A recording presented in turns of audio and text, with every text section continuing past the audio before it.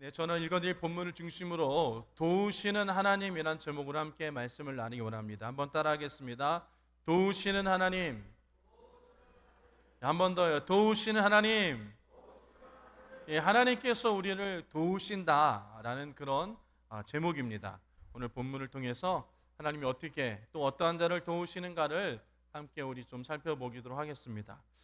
이 시편 70편은 여러분 성경에 나와 있지만 다윗 왕이 쓴 시편입니다.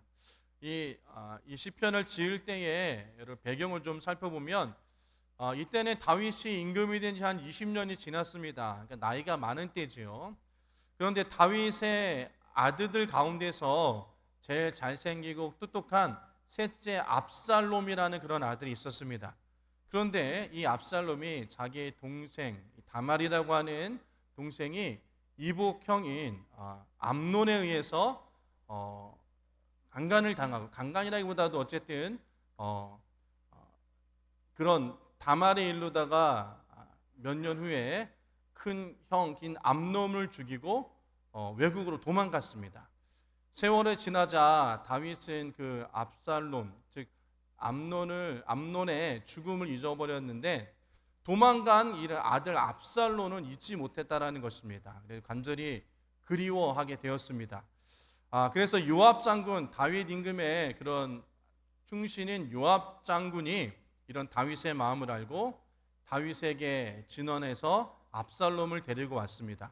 그런데 막상 그 압살롬이 왔을 때 그 마음에 큰 아들이 생각이 나고 또 압살롬을 위해서 죽은 다른 아들들이 생각해서 압살롬 보기를 꺼렸습니다. 그래서 내 마음이 좀 진정된 뒤에 좀 보자라고 해서 집으로 돌려보냈습니다.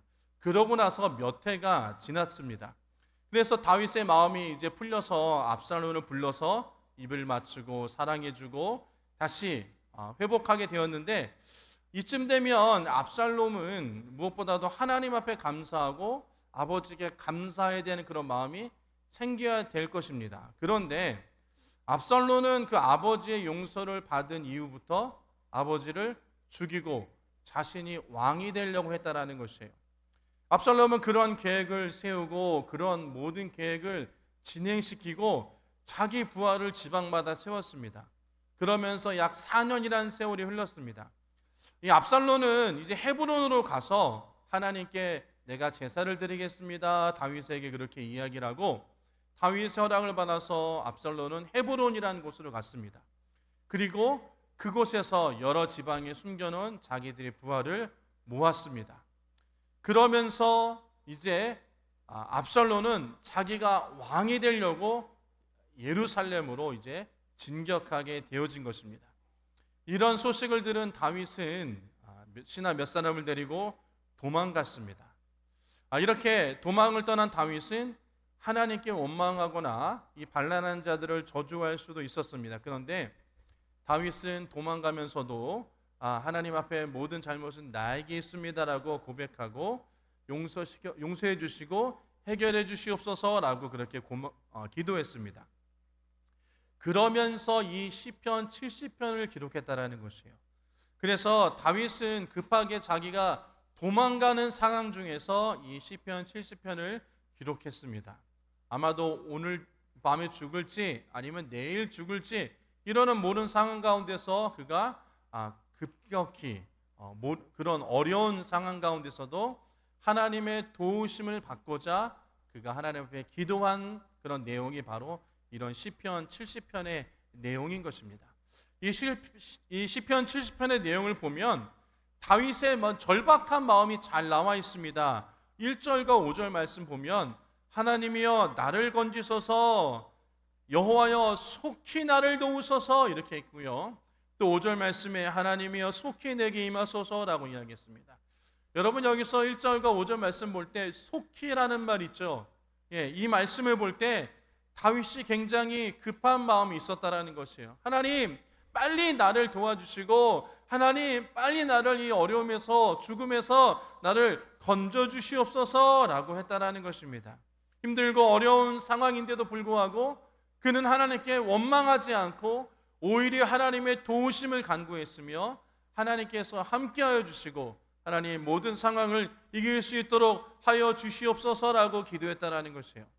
여러분, 이런 다윗의 기도의 중심에는 무엇보다도 하나님을 향한 중심이 있었다라는 것입니다.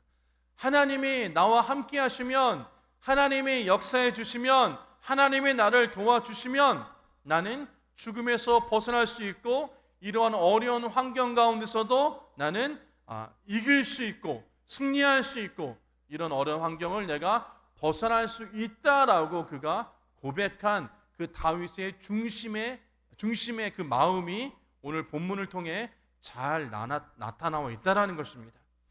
여러분, 다윗은 하나님이 도와주시기를 간절히 기도했다라는 것입니다.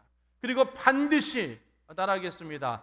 반드시, 한 번 더요. 반드시 하나님께서 나를 도와주실 것이다 라는 그런 믿음으로 이 시편을 기록했다라는 것입니다.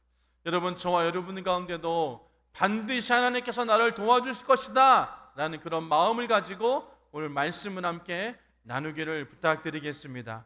하나님은 우리와 함께 하신다라고 말씀하셨습니다. 여러분, 마태복음 1장 23절 말씀 보면 보라, 처녀가 잉태하여 아들을 낳을 것이요 그의 이름은 임마누엘이라 하셨으니, 이를 번역한 즉 하나님이 우리와 어떻게 하시겠다? 함께 하시겠다라는 것이에요. 임마누엘 하나님이라고 말씀하셨습니다. 우리와 함께 하시겠다라고. 또 요한복음 14장 16절 말씀에는 예수님께서 승천하시면서 이렇게 말씀하신 것입니다. 내가 아버지께 구하겠으니 그가 또 다른 보혜사를 너에게 주사 영원토록 너희와 함께 있게 하리니라는 것이에요. 예수님이 승천하시면서 내가 보혜사 성령을 너희에게 보내주겠다라고 말씀하시면서 보혜사는 너희와 영원토록 어떻게 하시겠다? 함께 하시겠다라는 것이에요. 그런 하나님이 우리와 함께 하시겠다라는 그런, 내가 너를 떠나지 아니하시겠다, 내가 너와 동행하고 함께하며 내가 너를 도와주고 내가 너를 인도해 주겠다는 그런 하나님 아버지의 말씀 우리가 믿으시는 저와 여러분 되시기를 주의 이름으로 부탁을 드립니다. 또 이사야서 41장 10절 말씀 보면 이렇게 말씀하십니다. 우리 한번 큰 소리로 한번 읽어보겠습니다. 시작. 두려워하지 말라, 내가 너와 함께함이라. 놀라지 말라, 나는 내 하나님이 됨이라. 내가 너를 굳세게 하리라. 참으로 너를 도와주리라. 참으로 나의 의로운 오른손으로 너를 붙들리라 라고 말씀하셨다라는 것이에요. 여러분, 이 말씀 읽으니까 힘이 나십니까? 아멘. 여러분, 이 말씀을 우리가 붙잡고 하나님께 영광 돌릴 때마다 하나님께서 나를 붙들어 주시고 도와주시고 굳세게 해주시고 나를 붙잡아 주신다는 그 말씀을 우리가 기억하면서 우리가 나아가시기를 주님의 이름으로 축복합니다. 그럼 우리의 삶을 도우시고 붙잡아 주시고 함께 하시는 하나님이 어떠한 사람들에게 그러한 은혜를 베푸실까? 첫 번째로 하나님은 어떠한 사람을 도우실까? 첫 번째로 믿음이 환난 중에도 흔들림이 없는 사람을 붙잡아 준다는 것이에요. 즉 믿음이 어떠한 환난 중에도 흔들림이 없는 사람, 여러분 그런 사람을 주님께서 도와주신다라는 것입니다. 이사야서 20장 3절 말씀 보면 주께서 심지가 견고한 자를 평강하고 평강하도록 지키시리니 이는 그가 주를 신뢰함이라 라는 것이에요. 주님을 신뢰하는 자가 어떤 자라고요? 심지가 견고한 자다라고 말씀하시는 것이에요. 하나님의 도우심을 받는 자는 심지가 견고한 자인 것입니다. 어떠한 심지냐? 하나님을 신뢰한다라는 것이에요. 하나님을 신뢰하고 그것이 변하지 않는 사람을 주님께서 도와주신다라는 것입니다. 환난과 어려움 가운데서도 하나님을 향한 마음, 즉 중심이 견고하게 흔들리지 않는 사람, 믿음이 흔들리지 않는 사람, 하나님의 도우심을 의심하지 않고 하나님이 함께 하심을 의심하지 않고 하나님이 나를 붙잡아 주심을 의심하지 않고 믿음으로 나아가는 자를 하나님께서는 도와주신다라고 말씀하셨습니다.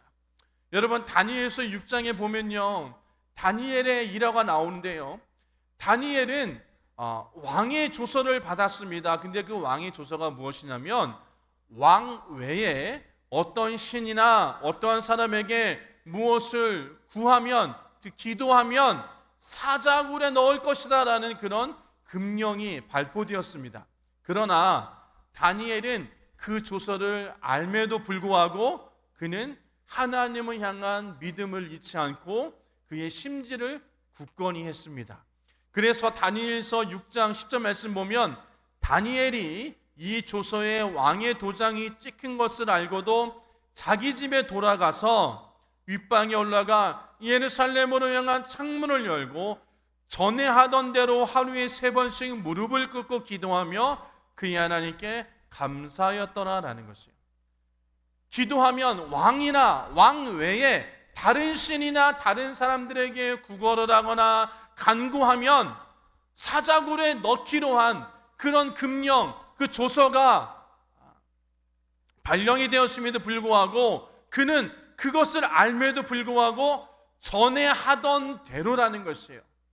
흔들리지 않았다라는 것입니다. 그의 믿음, 하나님을 향한 중심이 흔들리지 않았다라는 것이에요. 전에 하던 대로 3번씩 무릎을 꿇고 기도하고 감사했다라는 것이에요. 여러분, 다니엘은 내가 비록 사자굴에 던져질지라도 나는 전에 하던 대로 기도할 것이다 라는 것입니다. 어떠한 환난이나 어려움이나 그러한 것이 다가올지라도 하나님을 향한 나의 믿음, 그것이 나는 흔들리지 않을 것이다 라는 중심을 지켰다라는 것이에요. 이사야서 말씀처럼 심지가 견고한 자였다라는 것입니다. 그러한 다니엘을 하나님께서는 사자굴에서 건져주셨습니다. 다니엘서 6장 22절과 23절 말씀 보면 나의 하나님이 이미 그의 천사를 보내어 사자들의 입을 봉하셨으므로 사자들이 나를 상의하지 못하였사오니 이는 나의 무죄함이 그 앞에 명백함이 오며 또 왕이여 나는 왕에게도 해를 끼치지 아니하였나이다 하니라. 왕이 싶어서 명하여 다니엘을 굴에서 올리라매 그들이 다니엘을 굴에서 올린즉 그의 몸이 조금도 상하지 아니하였으니 이는 그가 자기 하나님을 믿음이었더라라는 것이에요. 하나님을 향한 믿음이 흔들리지 아니하고 하나님을 향한 중심을 지켰으니 하나님께서 그 중심을 책임져 주시고 사자굴에서 그를 도와주셨다라고 성경은 말씀하고 있다라는 것입니다. 여러분, 이런 믿음이 있기를 주님의 이름으로 축복합니다. 우리 가운데 이런 다니엘의 믿음의 고백이 우리 안에 있고 믿음의 삶의 모습이 우리 안에 있기를 주님의 이름으로 축복합니다. 이런 다니엘의 삶의 모습을 본받는 자를 하나님께서는 도와주시는 것입니다. 두 번째로 회개하고 돌이키는 사람을 하나님께서는 도와주십니다. 에스겔서 18장 말씀 보면 너희는 너희가 범한 모든 죄악을 버리고 마음과 영을 새롭게 할지어다. 이스라엘 족속아 너희가 어찌하여 죽고자 하느냐? 주 여호와의 말씀이니라. 죽을 자가 죽는 것도 내가 기뻐하지 아니하노니 너는 스스로 돌이켜 살지니라는 것입니다. 너는 스스로 돌이키라라고 말씀하시는 것입니다. 하나님 앞에서 너희가 범죄한 것이 있다라면 스스로 돌이켜라라는 것이에요. 그런 자를 하나님께서 도와주신다라고 에스겔 선지자는 말씀하고 있는 것입니다. 여러분, 누가복음 15장에 보면 우리가 잘 아는 탕자의 비유라는 것이 나옵니다. 아들과 작은 아들, 두 아들이 있었는데 작은 아들이 아버지가 죽지도 않았는데 유산을 물려달라고 그렇게 이야기합니다. 여러분, 그 시대는 아버지가, 물론 지금도 마찬가지죠, 아버지가 죽지도 않았는데 아버지 유산을 내게 물려주세요라고 얘기하면 이런 불효막심한 놈이라고 우리는 그렇게 이야기할 것입니다. 그러나 그 시대는 여러분 돌 맞아 죽을 사람이 되어지는 것이에요. 그런데 그 아들이 아버지 나에게 유산을 주세요. 어차피 물려줄 거 나에게 미리 좀 땡겨주세요. 유산을 물려주세요 했습니다. 그래서 그 아들이 그 유산을 받아서 도시로 나가서 방탕하게 삶을 살았습니다.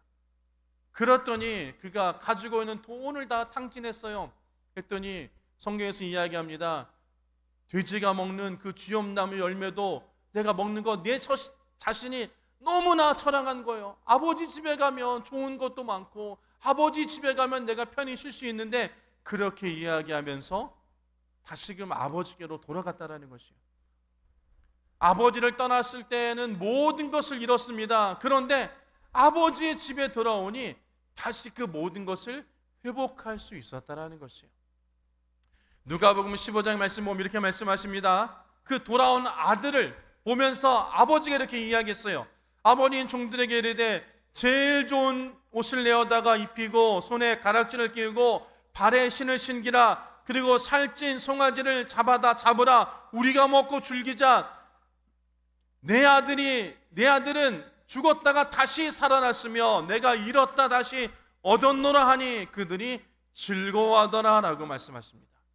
회개하고 돌이키며 아버지께로 다시 돌아갔으니 아버지께서 다시 그 둘째 아들에게 좋은 옷과 가락지를 끼워주고 신을 신김으로 그의 자녀의 그런 신분을 다시금 회복한 것입니다. 아버지 밑에서까지 다시금 도움을 받고 아버지의 은혜를 받고 아버지께서 베풀어 주시는 그 은혜를, 도움을 그 둘째 아들이 경험한 것입니다. 여러분, 우리도 회개하고 하나님 앞에 다시금 나아가시기를 주님으로 축복합니다. 예수님께서 말씀하셨습니다. 회개하라, 천국이 가까이 왔느니라 라고 말씀하시는 것이에요. 집으로 돌아온 둘째 아들은 밖에서 잃었던 모든 것들을 다 회복했다라는 것이에요.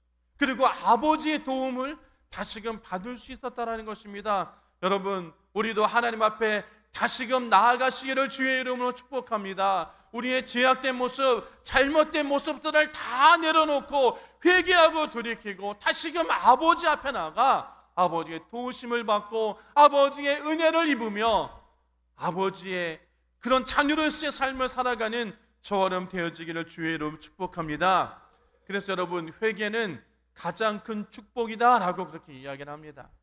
우리의 죄악을 하나님 앞에 고하고 죄 용서를 받는 것, 이것만큼 우리에게 주시는 하나님의 축복이 없다라는 것입니다. 저 여러분들이 죄를 깨닫고 하나님 앞으로 돌아오는 그러므로 말미암아 도우심을 간구하는 저처럼 되어지기를 주님의 이름으로 축복합니다. 세 번째로, 도우시는 자는 낙심하지 아니하고 기도하는 자를 주님께서 도우신다라고 말씀하십니다. 하나님은 기도한 자를 도우십니다. 누가복음 18장 7절과 8절 말씀 보면 하나님께서 밤낮 부르짖는 택하신 자들의 원한을 풀어주시지 아니하겠느냐? 그들에게 오래 참으시겠느냐? 내가 너희에게 이르노니 속히 그 원한을 풀어주시리라. 그러나 인자가 올 때 세상에 믿음을 보겠느냐 하시니라 라고 말씀하십니다. 하나님께서는 여러분, 밤낮 부르짖는 자들의 그 택하신 자들의 원한을 풀어주신다라는 것이, 억울함을 풀어주신다라는 것입니다. 오래 참지 않으신다라는 것이에요. 그러니 저와 여러분들이 하나님 앞에 나와 기도함으로 하나님의 도우심을 간구하는 자 되시기를 주의 이름으로 축복합니다. 우리가 하나님 앞에 기도해야 되는 것이에요. 하나님 앞에 기도하며 나아갈 때 하나님께서 우리를 도와주신다라는 것입니다. 여러분, 우리가 하나님의 도우심을 간구하려면 하나님 앞에 기도함으로 나아가시기를 바랍니다. 신명기서 4장 7절 말씀에 이렇게 말씀하십니다. 우리 하나님 여호와께서 우리가 그에게 기도할 때마다 우리에게 가까이 하신 것 같이 그 신이 가까이함을 얻은 큰 나라가 어디 있느냐? 여러분, 하나님 같은 큰 신이 우리와 함께 하신다라는 것이에요. 그런 큰 힘을 얻을 나라가 어디 있느냐라고 성경은 이야기하는 것입니다. 우리가 기도할 때마다 하나님께서 우리와 더욱더 가까이 하신다라는 것입니다. 그러기에 우리가 날마다 하나님 앞에 기도함으로 도우심을 간구하는 저와 여러분 되어지기를 주의 이름으로 축복합니다. 여러분, 성경에도 히스기야라는 그런 왕이 있었습니다. 그가 죽음을 앞두고도 하나님 앞에 간구하며 기도했을 때 하나님께서 그의 생명을 연장시키셨다라는 것이에요. 여러분, 괴로움과 고통 속에서 우리가 몸부림치며 하나님 앞에 기도할 때 하나님께서 우리의 기도를 들으시고 응답하시고 우리에게 도움의 손길을 허락하여 줄 줄 믿습니다. 그러기에 저 여러분들이 하나님 앞에 기도함으로 말미암아 히스기야 왕이 그런 누렸던 하나님의 응답의 복을 누리시기를 주의 이름으로 축복합니다. 성경은 누가복음 말씀하십니다. 내가 너에게 이르노니 구하라 그러면 너에게 주실 것이요, 찾으라 그러면 찾아낼 것이요, 문을 두드리라 그러면 너에게 열릴 것이니 구하는 이마다 받으실 것이요, 찾는 이는 찾아낼 것이요, 두드리는 이에게는 열릴 것이라고 말씀하셨기에 우리가 그 말씀을 믿고 하나님 앞에 나와 기도하시기를 주님의 이름으로 축원합니다. 여러분, 그러면 하나님께서 어떻게 우리에게 도움을 주시는가? 첫 번째로 항상 우리와 동행하여 주신다라는 것입니다. 하나님이 우리를 도우시는 방법이 여러 가지 있겠으나 여러분, 하나님께서 우리와 동행하여 주시는 것이에요. 여러분, 그런 하나님이 우리와 동행하심에 우리가 어느 곳에 가서 무엇을 하든지 간에 비록 힘들고 어려움이 있을지라도 하나님께서 그곳에서 우리와 함께 하시기에 우리를 도와주신다라고 말씀하시는 것입니다. 마치 어린아이가 부모님의 손을 잡고 걸어갈 때는 돌이 있을지라도 넘을 수 있고 물이 있을지라도 뛰어넘을 수 있는 것처럼 하나님께서 우리의 손을 붙잡고 우리와 동행하심에 우리가 돌을 넘어갈 수 있고 물웅덩이를 건너뛸 수 있다는 것입니다. 여러분, 그런 은혜가 있기를 주님의 이름으로 축복합니다. 이사야에서 시작 말씀하십니다. 두려워하지 말라, 내가 너와 함께함이라. 놀라지 말라, 나는 네 하나님 됨이라. 내가 너를 굳세게 하리라. 참으로 너를 도와주리라. 참으로 나의 의로운 수로 너를 붙들리라라는 것이에요. 하나님께서 우리의 손을 붙잡고 우리와 동행하신다라고 성경은 말씀하고 계시는 것입니다. 여러분, 내가 붙잡을 때는, 내가 옷깃을 붙잡을 때는 자칫하면 미끄러서 놓칠 수도 있어요. 막 따라가다 여러분 놓칠 수도 있습니다. 하지만 하나님께서 우리의 손을 붙잡고 가시면 내가 놓칠지라도 하나님께서 우리를 붙잡아 줄 줄 믿습니다. 하나님의 오른손이 우리를 붙잡아 주시기 때문에 우리는 안전하고 든든하며 우리의 삶을 살아가시다는 것을 기억하시기를 부탁드립니다. 여러분, 부모님의 손을 잡은 자는, 어린아이는 넘어지지 않아요. 비록 돌에 걸릴지라도 여러분, 우리가 이렇게 들어주면 넘어지지 않잖아요. 우리가 비록 힘들고 어려움이 있을지라도 우리가 하나님을 붙잡게 되어지면 하나님의 그 어려움을 이겨나게 해주신다는 것입니다. 넘어졌을 때 우리를 이끌어주시고 우리를 세워주신다는 것입니다. 여러분, 이런 말씀을 듣고 주님의 도우심을 간구하는 저렴 되어지기를 주님의 이름으로 축원합니다. 시편 121편에 이렇게 말씀하십니다. 여호와께서 너를 실족하지 아니하게 하시며 너를 지키시는 이가 졸지 아니하시리로다. 이스라엘을 지키시는 이는 졸기도 아니고 주무시기도 아니하시리로라는 것이에요. 하나님께서 늘 우리와 함께 하시기에 우리가 여러분 돌뿌리를 넘을 수 있고 웅덩이를 뛰어넘을 수 있고 어떠한 힘든 거 어려움도 우리가 넘어설 수 있음을 기억하시기를 바랍니다. 두 번째로 우리를 도와주는 방법은 우리의 짐을 날마다 대신 지어주신다라고 말씀하십니다. 우리 안에 평안을 주신다라고 말씀하시는 것이에요. 하나님께서는 우리의 연약함을 아시고 우리가 힘들고 외칠 때 주님께서 우리를 도와준다라고 말씀하십니다. 그리고 우리를 쉬게 해주신다라고 말씀하세요. 마태복음 11장 28절에 수고하고 무거운 짐진 자들아 다 내게로 오라, 내가 너희를 쉬게 하리라. 시편 68편 19절 말씀에 날마다 우리 짐을 지시는 주 곧 우리의 구원이신 하나님을 찬송할지어라라고 말씀하십니다. 날마다 우리의 짐을 져주신다라는 것이에요. 날마다 우리의 짐을 져주시고 우리를 평안으로 쉼으로 인도하여 주신다라고 말씀하고 계신다라는 것입니다. 여러분, 그러기에 우리가 주님 앞에 모든 것을 맡길 수 있는 자 되시기를 주의 이름으로 축복합니다. 여러분, 우리 힘으로 할 수 있는 것이 무엇이 있겠습니까? 우리 힘으로 할 수 있는 것보다 할 수 없는 것이 너무나도 많아요. 그러려면 우리는 여러분 하나님의 도우심을 간구할 수밖에 없다라는 것입니다. 하나님을 의지할 수밖에 없다라는 것이에요. 저 여러분들이 더욱더 하나님을 의지하신 자 되시기를 주의 이름 축복합니다. 여러분, 주님께서 우리의 짐, 목 감당할 짐이 없다라는 것입니다. 그러기에 저 여러분들이 믿음의 주여 온전케 하시는 주님만을 바라보시기를 주의 이름 축복합니다. 여러분, 주님께서는 우리의 죄의 저주도 또 질병의 저주도 여러 가지 죄악된 우리의 모든 것들도 주님께서 내가 다 담당해 주겠다라고 말씀하고 계시는 것입니다. 죽기까지 우리의 십자가를 대신 져 주셨다라는 것이에요. 여러분, 그러기에 저 여러분들이 모든 것을 주님께 맡기심으로 말미암아 주님이 주시는 평안을 누리시기를 주의 이름 축복합니다. 세 번째로는 우리의 쓸 것을 공급해 주신다라는 것이에요. 빌립보서 4장 19절 말씀 보면 나의 하나님 그리스도 예수 안에서 영광 가운데 그 풍성한 대로 너에게 모든 쓸 것을 채우시리라 라는 것이에요.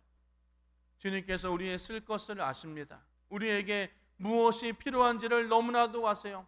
꼭 쓸 것뿐만 아니라 어떠한 삶 가운데서도 하나님께서는 우리의 필요를 아십니다. 우리가 무엇을 원하시는지 분명히 알고 계신다라고 성경은 말씀하고 계십니다. 여러분, 시편 23편 말씀 보면 선한 목자의 비유가 나옵니다. 선한 목자가 그 양을 잘 알고 양의 필요를 채우는 것처럼 하나님께서도 우리의 필요를 채워 주시고 우리를 공급해 주심을 믿으시기를 주의 이름으로 축복합니다. 야고보서 4장 2절 말씀에는 내가 너희가 얻지 못하면 구하지 아니하기 때문이요 라고 말씀하셨습니다. 하나님 아버지께서는 모든 것을 조금도 부족함이 없을 만큼 풍성히 준비해 주시고 기다리고 계시는 것입니다. 여러분, 우리가 주님 앞에 기도함으로 나아가시기를 주의로 부탁을 드립니다. 누가복음 6장 38절 말씀 보면 주라 그리하면 너에게 줄 것이니 곧 후히되어 누르고 흔들어 넘치도록 하여 너희에게 안겨주리라. 너희가 헤아리는 그 헤아림으로 너희도 헤아림을 도로 받을 것이니라 라고 말씀하십니다. 여러분, 이스라엘 백성들이 광야를 지날 때 하나님께서 만나와 메추라기로 때로는 물로 그들을 배부르게 먹여주셨습니다. 그런 하나님이 저와 여러분들의 하나님인 것을 기억하시기를 바랍니다. 이스라엘을 도우셨던 그 하나님이 지금 저와 여러분의 하나님인 것을 기억하시고 하나님을 더욱더 믿음으로 신뢰하는 자 되시기를 주의 이름으로 축복합니다. 여러분, 물고기 2마리와 떡 5개로 5,000명을 먹이시고 12광지로 남게 하신 그 하나님이 저와 여러분들의 하나님인 것을 기억하시길 바랍니다. 그런 하나님의 은혜가 저와 여러분들의 있기를 주님의 이름으로 축원합니다. 말씀을 좀 정리하도록 하겠습니다. 여러분, 이 시편 70편은 다윗이 평안할 때 쓴 시가 아니라는 것입니다. 모든 것을 잃고 사랑하는 아들에게 쫓기며 밤마다 목숨의 위협을 받을 때 그때 쓴 시가 바로 이 시편 70편입니다. 그럼에도 다윗은 이렇게 고백하는 것입니다. 속히 나를 도와주소서라고 외칩니다. 이 짧은 기도 가운데 하나님을 향한 절대적인 신뢰와 포기하지 않는 믿음이 담겨져 있다는 것입니다. 여러분, 다윗은 왕의 자리보다 군대보다 자신의 지혜보다 하나님의 도우심을 더 의지했습니다. 그 믿음 때문에 그가 넘어질지라도 일어날 수 있었고요, 힘들고 어려운 그 현실 속에서도 그가 끝까지 믿음 잃지 않고 승리할 수 있었다는 것입니다. 하나님의 도우심이 있었기 때문인 것입니다. 여러분, 우리의 인생에도 때로는 다윗처럼 힘들고 어려움이 닥칠 때가 너무나도 많이 있습니다. 하루하루가 힘들고 어렵고 무엇을 붙잡아야 될지도 모를 때가 너무나도 많이 있습니다. 사람의 위로도 필요 없고요, 세상의 도움도 아무런 힘이 되어지 못하는 경우가 너무나도 많이 있습니다. 그러나 그때 하나님께서 우리 가운데 말씀하시는 것입니다. 두려워하지 말라, 내가 너와 함께함이라. 참으로 너를 도와주리라. 나의 의로운 손으로 너를 붙들어주리라고 말씀하십니다. 그런 하나님이 여전히 살아계시는 것입니다. 오늘도 우리와 함께 하시는 것입니다. 우리가 넘어질 그 순간에도 하나님은 우리를 붙들고 계시며 우리가 외로울 때 하나님이 우리를 동행해 주신다는 것입니다. 우리가 울며 기도할 때 하나님께서 우리의 눈물을 닦아주시고 우리의 기도를 들어주신다는 것입니다. 그러기에 여러분, 낙심하지 않기를 바랍니다. 하나님은 결코 우리를 잊지 않으셨다는 것입니다. 우리가 다윗처럼 믿음 잃지 않고 회개하며 낙심하지 않고 주님 앞에 기도할 때 하나님은 우리를 도와주신다는 것입니다. 우리의 도움 되시며 우리의 길을 열어주시는 것입니다. 여러분, 우리가 이 한 주간 살아갈 때 이 시편의 말씀을 기억하시길 바랍니다. 하나님의 속히 내게 임하소서. 주는 나의 도움이시요 나를 건지시는 이시니 여호와여 지체하지 마소서라고 우리가 고백하며 기도하며 우리 삶 가운데 하나님 앞에 나아가며 하나님을 더욱더 신뢰하는 저와 여러분 되어지기를 주님의 이름으로 축원합니다. 하나님은 우리를 도우신다라는 것입니다. 우리가 그분의 도우심으로 일어나 담대히 나아가며 믿음으로 승리하는 저와 여러분 되어지기를 주님의 이름으로 축복합니다.